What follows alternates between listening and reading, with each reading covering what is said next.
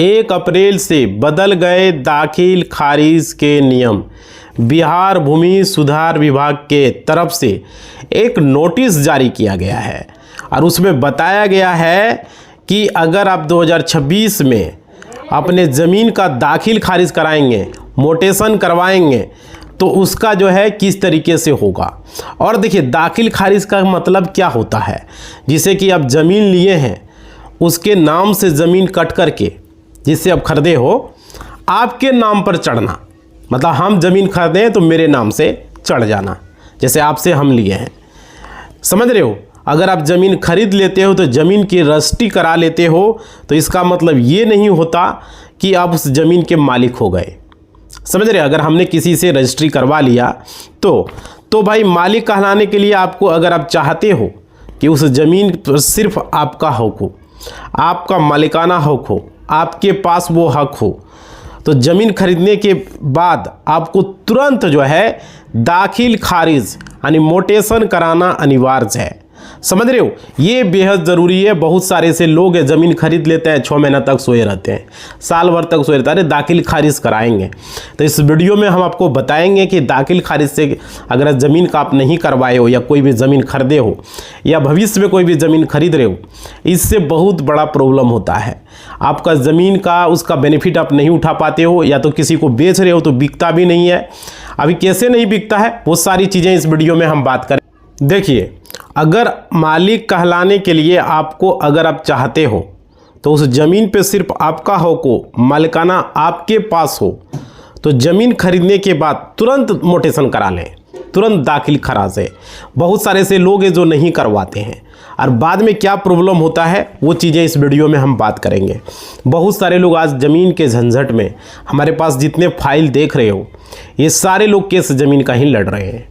Criminal cases का file अलग जगह रखा हुआ है, 500 प्लस जो है हम ज़मीन के सिविल केसेस को हैंडल करते हैं। इसलिए इस वीडियो में आपको बताऊंगा, एक्सपीरियंस है। नमस्कार साथियों, मेरा नाम एडवोकेट विजय वर्मा है। आप देख रहे हो टेक्निकल वाले हौसला साथियों। तो अब तक सब्सक्राइब नहीं किए हो, कर दे, लाइक कर दे और घंटी को बजा दें और शेयर कर दें व्हाट्सएप, फेसबुक वगैरह ग्रुप में, स्टेटस वगैरह में, ठीक है, ताकि लोगों तक जानकारी, सही जानकारी पहुँच सके, क्योंकि हम लोग प्रैक्टिकल के आधार पर आपको बता रहे हैं। देखिए साथियों, यहाँ पर जो बताया जा रहा है कि यहाँ पे जो बदलाव हुआ है, अगर आप 2026 में अब ज़मीन का दाखिल खारिज कराएंगे तो ये सबसे बड़ा बदलाव हुआ है। यहाँ पे अब ज़मीन के दाखिल खारिज में क्या कुछ करना होगा, सारा जानकारी अब इस वीडियो में मिलेगा। इससे पहले आप चैनल पर आए तो हमने जो बताया वो करना है। अब देखिए, यहाँ पे बदलाव से लोगों को जानकारी होनी चाहिए। लगातार जो है बिहार भूमि सुधार विभाग में अपडेट हो रही है। और देखिए, यहाँ पे बात करेंगे कि नोटिस को लेकर के, नोटिस टेलीग्राम पर हम लगा देंगे, सेंड कर देंगे। टेलीग्राम ज्वाइन कर लो भाई। समझ रहे हो कि जो नोटिस है वहाँ पे बताया गया है, उसमें लिखा है दाखिल खारिज का जो आवेदन है, जो रैयत है, अपने मोबाइल नंबर से लॉगिन करके इसकी सूचना आपको मिल सकती है। देखिए, इसमें क्या गड़बड़ होता है वो अभी हम बात करेंगे। बहुत सारे ऐसे लोग हैं जिसको जानकारी नहीं है। देखिए, नोटिस अगर पढ़ेंगे नहीं तो आपको पता कैसे चलेगा। सीधा सीधा हम आपको बता देते हैं नोटिस में क्या लिखा है। रैयत को, अगर आप बिहार से हैं, अगर आपने ज़मीन का दाखिल खारिज करवाना चाहते हैं, समझ रहे हो, तो सबसे पहले आपको जो है उस ज़मीन का दाखिल कराने के लिए आपको ध्यान रखना होगा, हमेशा जो है आपको अपने मोबाइल में ही लॉगिन करना है, अपना नंबर देना है। अमीन वगैरह क्या करता है, जिससे आप पैरवी कर रहे हो, वो अपना नंबर दे देता है। चढ़ावा देने के लिए अब लगाते हो कि नहीं, वो अपना नंबर दे देता है, चढ़ावा ले लेता है, बाद में दोहरा के चढ़ावा मांगता है। यह चीज़ हमने देखा है। अब देखिए, ताकि किसी प्रकार की, देखो, आप अपना नंबर दोगे तो आपको पता चल पाएगा क्या है नहीं है। आपको कॉल वगैरह भी जा सकता है, आपको SMS वगैरह भी आपके नंबर पर जाएगा। यहाँ पे क्या होता, हम आगे बात करेंगे, इसके बारे में पूरा समझाएंगे आपको। पहले नियम समझ लीजिए। देखिए, वीडियो में बने रहिए ताकि कभी भी आपको दाखिल खारिज या ज़मीन खरीद रहे हो उसमें परेशानी नहीं आएगा कभी भी। देखिए, यहाँ पे क्या है, आपके घर में जब कभी भी मान लीजिए कोई भी पूछताछ के लिए आपके यहाँ गया, या फ़ोन पर गया, या SMS गया, तो वहाँ से आप देख पाएंगे कि आपके ज़मीन का क्या समस्या है, आपके दाखिल खारिज की क्या परेशानी है। समझ रहे हो? और देखिए, अब बात करेंगे कि 2026 में जो दाखिल खारिज है, जो आप लोग करवाना चाहते हो, उसके लिए विक्रेता जो है, जो आप ज़मीन खरीद रहे हो जिससे, उसका जमाबंदी आप ज़रूर चेक करें। जो बेच रहा है उस ज़मीन का खाता नंबर चेक करें, खेसरा नंबर चेक करें, देखें कि वो खेसरा उसके नाम से है, उसने अभी तक कितने को बेचा है, उसमें कितना ज़मीन अभी तक बेचा। अगर हम मान लीजिए 2 डिसमिल 4 डिसमिल खरीद रहे हैं या 1 कट्ठा मान लीजिए हम खरीद रहे हैं और उस आदमी का मान लीजिए 5 कट्ठा ज़मीन है सपोज़ के लिए, तो क्या उसमें कितना बिका है और कितना भी बचा हुआ है। क्योंकि बहुत सारे ऐसे लोग होंगे जिन्होंने ज़मीन खरीदा होगा, उन्होंने मोटेशन नहीं करवाया होगा, तो वो जानकारी पता करना, इसी का फ़ायदा उठा लेता है बेचने वाला या कोई तीसरा पर्सन उठा लेता है। तो आप जैसे ही ज़मीन लें, पहले लेने से पहले चेक कर लें कि कितना ज़मीन उस जमाबंदी में बचा हुआ है। कोई भी ऑनलाइन में जाएं, वहाँ पर चेक करवा लें यार कितना लोगों ने रजिस्ट्री के लिए लगाया है, क्योंकि आजकल ऑनलाइन का ज़माना है। बहुत सारे लोग अभी भी धोखा खा रहे हैं, बिहार के लोग, हमारे झारखंड के लोग, यूपी के लोग इस मामला में धोखा खा रहे हैं कंटिन्यू। तो इसलिए मैं बता रहा हूँ, अब उसका जमाबंदी ऑनलाइन नेट पर शो हो जाता है। अगर नहीं हो रहा है तो आप अपने ज़मीन खरीदो, उसके नाम से ज़मीन नहीं है समझ लीजिए, या उसके पिता के नाम से नहीं शो कर रहा है तो नहीं है, या उसमें कुछ लोचा है। इस बात का ध्यान रखें, ज़मीन लेने से पहले यहाँ पे आपको ये चीज़ करना होगा। और क्या है, दूसरी चीज़ है कि जितना ज़मीन आप खरीद रहे हो, मान लीजिए हम 1 कट्ठा 2 कट्ठा 3 कट्ठा जितना भी खरीद रहे हैं 2 डिसमिल है ना, तो भाई आप जो है जमाबंदी में उतना रकबा है या नहीं है। जो ज़मीन है, बहुत सारे लोग देखता नहीं, कह देता ये ज़मीन हमारे नाम से है, और कितना रकबा बचा है नहीं बचा है कोई हिसाब किताब नहीं, और वो खरीद लेता है। तो ऐसे में धोखा खाता है, मैं बता रहा हूँ वीडियो के माध्यम से। इसलिए उसके साथ ही जमाबंदी में खाता, खेसरा और रकबा जो है, ये सारी चीज़ें आप चेक कर लें। समझ पर बिना चेक किए नहीं चेक करें। और चीज़ें क्या चेक करना हम आगे वीडियो में बात करेंगे। देखिए साथियों, अगर ये सब नहीं है तो सबसे पहले क्या करना है, आपको ज़मीन को अगर लेते हैं बिना सोचे समझे तो आप परेशानी में पड़ सकते हो, पैसा भी आपका बर्बाद हो सकता है। इस बात को आप लोग समझ लें। और क्या उसके बाद क्या कि आपका ज़मीन का दाखिल खारिज मोटेशन होना बेहद ज़रूरी है। और देखिए, आप कोर्ट कचहरी का चक्कर लगाते रह जाओगे, आपको सालों साल जो मेहनत है, जो कमाई है, वो सारा व्यर्थ हो जाएगा, सारा पानी में चला जाएगा। इस बात को आप लोग समझ लें। इसलिए वीडियो में हम आपको बता रहे हैं, आप लोग ध्यान से वीडियो को देखें। देखिए साथियों, यहाँ पे क्या है, सबसे पहले आप ज़मीन जो खरीद रहे हो उसको चेक करना है। जो भी बेचने वाला ज़मीन है, आप खरीदने वाले हो, तो उसका जमाबंदी चेक करें, उसके नाम से, उसके पिता के नाम से या उसके दादा के नाम से, परदादा जो भी है वो ज़रूर चेक करें है या ना है। ठीक है, अगर उसका जमाबंदी ऑनलाइन नेट पर शो नहीं हो रहा है तो इसलिए आप जिससे ज़मीन खरीद रहे हो जमाबंदी है ना, तो उस क्रम में आपको सबसे पहले उस ज़मीन का क्या कहना है कि आप जमाबंदी को परिमार्जन के तहत उस आदमी को जिससे आप खरीद रहे हो उसको आप ऑनलाइन करवा लीजिए, उसके बाद हम इस ज़मीन को लेंगे। समझ रहे हो?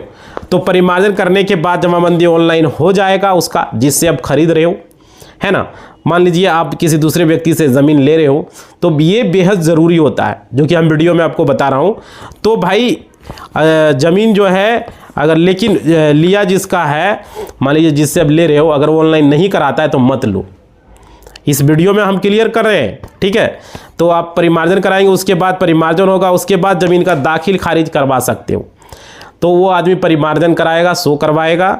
इतना ही नहीं, आप जिस व्यक्ति से ज़मीन खरीद रहे हो, मान लीजिए वो सजिया ज़मीन है, ठीक है, मतलब सम्मिलित ज़मीन है, जॉइंट फैमिली का ज़मीन है, तो उसमें 4 अगर 5 6 7 हिस्सेदार हैं, या 2 हिस्सेदार है, 3 हिस्सेदार है, मान लीजिए पाटीदार जिसको आप लोग बोलते हो, है ना।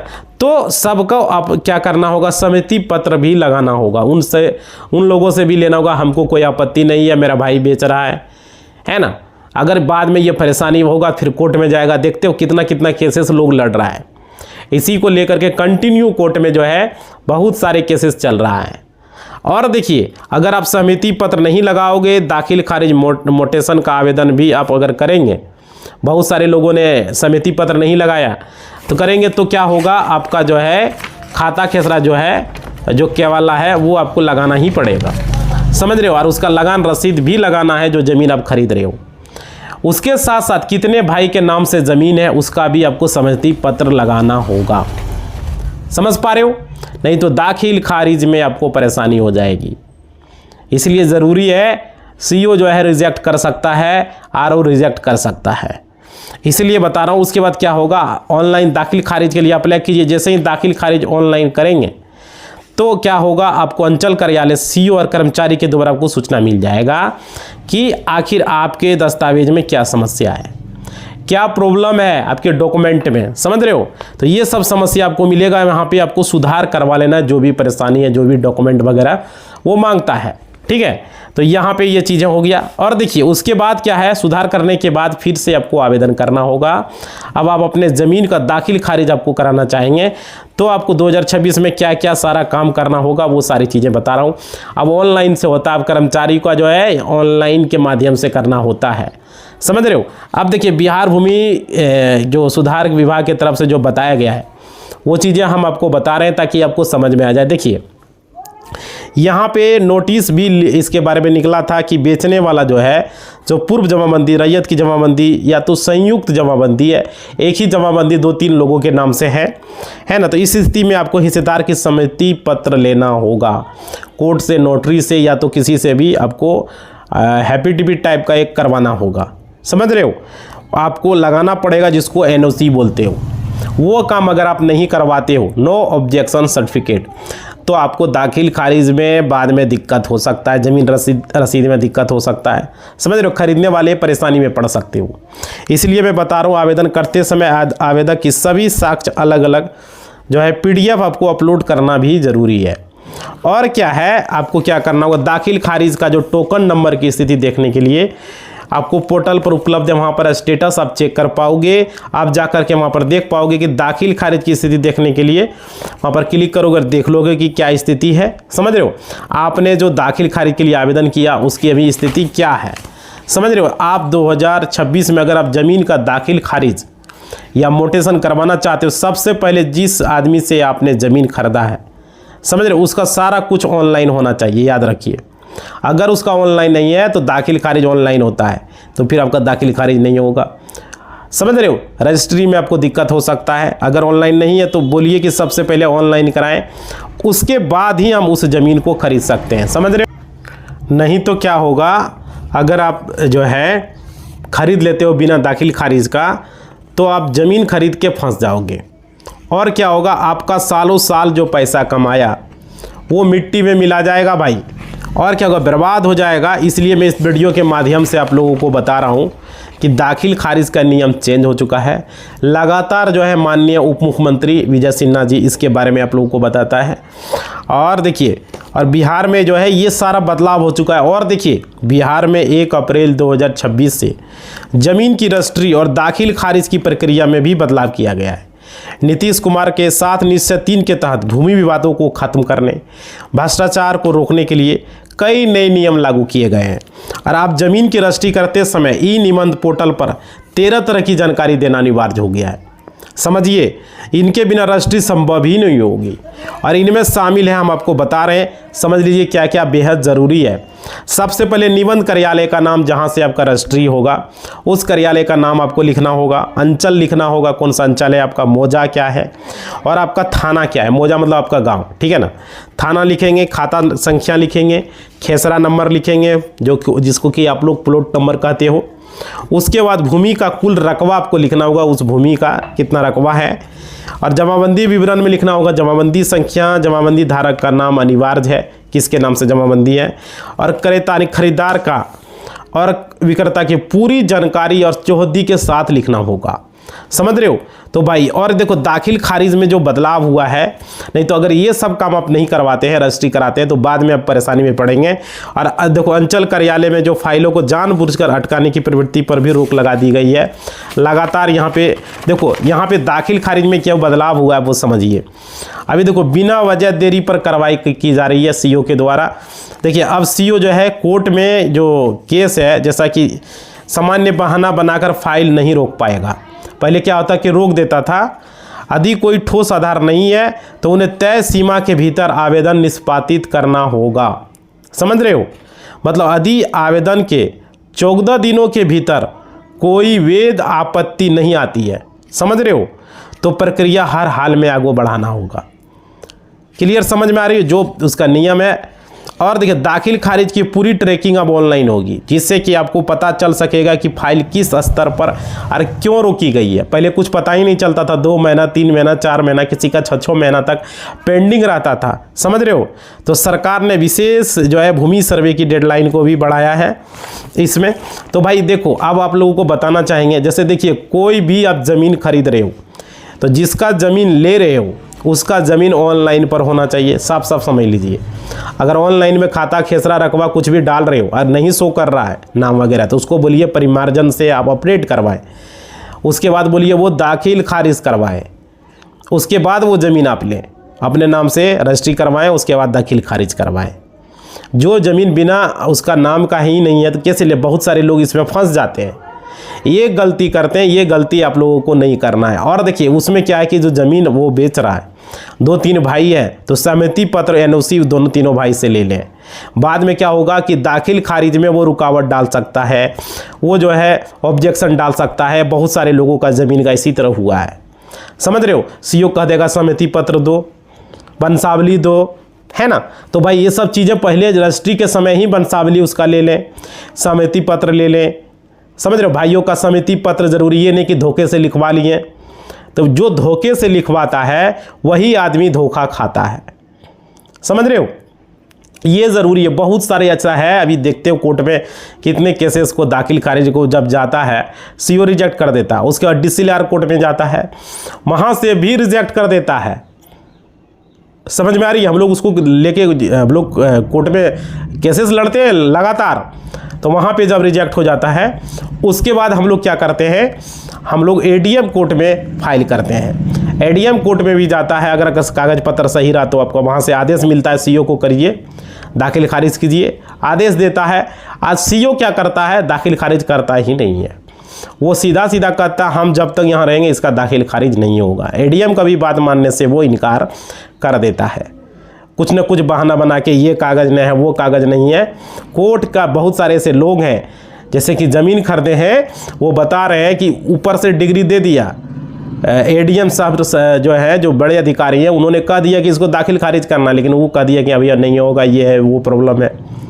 मतलब समझ सकते, एक आदमी का एक बार अगर रिजेक्ट हो जाता है तो बड़ा मुश्किल से फिर उसको होता है। DCLR में अगर रिजेक्ट हो गया दोबारा तो फिर वो ADM में जाता है, और DCLR भी कह दिया कर दो, तो वो अगर नहीं करने का मन है उसको CO को, तो नहीं करता है, उसका भी बात काट देता है। ऐसा भी देखा नहीं ने करे, बहुत सारे लोगों का दाखिल खारिज होता है। अगर मान लीजिए CO के द्वारा रिजेक्ट हो गया, अंचलाधिकारी के द्वारा रिजेक्ट कर दिया, कर्मचारी रिजेक्ट कर दिया, तो फिर वो जाता है DCLR कोर्ट में। DCLR कोर्ट आदेश करता है तो वहाँ से वो कर देता है। लेकिन कुछ कुछ केसेस में ऐसा भी देखा गया है, या DCLR में हो गया या ADM हो गया, अगर ये कह देता है कि दाखिल खारिज कर दीजिए तो कहता है ये नहीं करेंगे। बहुत सारे से एग्जाम्पल है, बहुत सारे लोग हमारे पास आते हैं। अब बताइए उसका क्या समाधान है। CO चढ़ावा मांगता है, हमको 2 लाख दीजिए, 5 लाख दीजिए, 10 लाख दीजिए, एको दाखिल खारिज का ऐसा दिक्कत है, हमको 1 लाख दीजिए, 50,000 दीजिए, इस तरीके से मतलब कि मुँह मांगा पैसा मांगता है और लोगों के साथ धोखा होता है। ऐसे विजय सिन्हा जी रोकने का कोशिश किया था, हड़ताल पर चला गया। भाई नया बहाली कर दिया जाए, उस सबको हड़ताले पर रह दिया जाए। माननीय उप मुख्यमंत्री से रिक्वेस्ट है, आप नया बहाली निकाल दें। बहुत सारे लोग बेरोजगार बैठा हुआ है, CO कर्मचारी अमीन जो भी गया हड़ताल पर, उसको हड़ताले पर रख दें ज़िंदगी भर। अब नया CO कर्मचारी अमीन का बहाली फिर से निकाल दें नए सिरे से, है ना। जब सरकार का वो बात ही नहीं मानेगा तो उसको रखने से क्या फ़ायदा, आदमी की कमी है क्या। बहुत सारे लोग बेरोजगार घूम रहे हैं, ये चीज़ें होनी चाहिए। आप लोगों को क्या कहना है। अभी देखते हो CO और कर्मचारी जाओ एक काम के लिए कितना बार चक्कर लगाना पड़ता है। अंचल कार्यालय का, आप लोग प्रखंड कार्यालय का, लोग थक जाते हैं। और अभी तो नया नियम एगो बना दिया, जातीयवासी में वहाँ पे ज़मीन का कागजात लगेगा, लोग का रसीद कटवाना पड़ेगा, खतियान देना होगा, इस तरीके से समस्या है, समझ रहे। बहुत सारे लोगों के साथ दिक्कत है, इसलिए इस वीडियो में हम आपको बता रहे हैं। तो आप लोग ज़्यादा से ज़्यादा लोग वीडियो को शेयर करें, लाइक करें, कमेंट करें। आपका दाखिल खारिज का कोई दिक्कत है, कोई भी ज़मीन ले तो तुरंत उसका दाखिल खारिज लगा दें। और वहाँ पे जो भी कागजात मांगता है सीओ कर्मचारी जो भी दे तुरंत करवा लें। अगर वहाँ से रिजेक्ट होता है तो DCLR कोर्ट में फाइल तुरंत करें जैसे ही रिजेक्ट होता है, देर न करें। DCLR कोर्ट से मान लीजिए रिजेक्ट हो जाता है तो फिर ADM कोर्ट में एकदम पूरी मजबूती के साथ एकदम फाइल करें। समझ रहे हो, ये बेहद ज़रूरी है, नहीं तो भाई आपका ज़मीन आपके हाथ से निकल सकता है। ये नहीं कि हम रजिस्ट्री करवा लिए तो इस ज़मीन का मालिक हम ही हो गए। भाई ठीक है, रजिस्ट्री आपके नाम से हो गया, बट वहाँ पे जो समस्या आ रही है, दाखिल खारिज का ऑब्जेक्शन, दाखिल खारिज का रिजेक्शन जो आप ऑनलाइन कर रहे हो, तो उसमें आपको देरी नहीं करना है। कोई एडवोकेट को पकड़ना है, DCLR में फाइल करना है। DCLR में नहीं हो रहा है, एडवोकेट फिर ADM में फाइल करेगा। समझ रहे हो, बहुत सारे ऐसे ज़मीनों को देखा गया है, इसीलिए इस वीडियो में हम आपको बता रहे हैं और कंफर्म कर रहे हैं। तो अभी तक आपने वीडियो को जो है लाइक नहीं किया है, कर दीजिए, सब्सक्राइब नहीं किया कर दीजिए, और घंटी को ज़रूर बजाइए भाई, और शेयर करें लोगों तक, व्हाट्सएप स्टेटस, फेसबुक स्टेटस, क्योंकि दाखिल खारिज का लोगों को पता है कोई भी ज़मीन बिना रजिस्ट्री, अब उसके पास जिस आदमी सब ले रहे हैं उसका ऑनलाइन में नहीं शो कर रहा है, खतियान ऑनलाइन में नहीं शो कर रहा है, रजिस्ट्री जो है उसका खाता नाम नहीं आ रहा है, तो मत लें। दाखिल खारिज नहीं है तो न लें, बता दे रहे हैं हम। उसको बोलिए पहले दाखिल खारिज करवावे, ऑनलाइन में अपडेट करवावे, तब भी आप लें, नहीं तो आप धोखे में एक बार पड़ जाओगे, बार परेशानी जो है झेलोगे। कितना लोग लगातार केस 5 साल 10 साल 15 साल 20 साल तक केस लड़ रहा है। समझ रहे हो भाई, ये समस्या है। हमने देखा, मेरे पिताजी से ही वो केस लड़ रहा है, उसके बाद हम उसका केस को हैंडल कर रहे हैं। ऐसे बहुत सारा केसेस है जो कि ज़मीन को लेकर के लंबा खींचता है। हम लोग थोड़ी चाहते लंबा हो, कानून जो है नियम है, जब तक कोर्ट को साक्षात दोनों तरफ से संतुष्टि नहीं हो जाएगा, दोनों तरफ से कागजात नहीं मिल जाता है, तब तक कैसे फैसला सुना देगा। अगर किसी और को सुना देगा तो फिर ना होगा, फैसला सही सुनाने में ही टाइम लगता है। समझ रहे हो, ये चीज़ें हैं।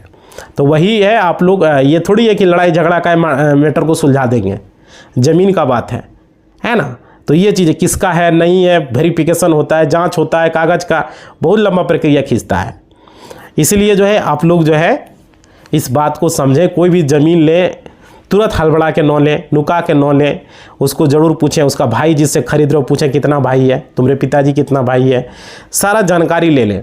और वो जिसके नाम से है ज़मीन, उसका अगर जितना भाई है सबसे NOC ले लें।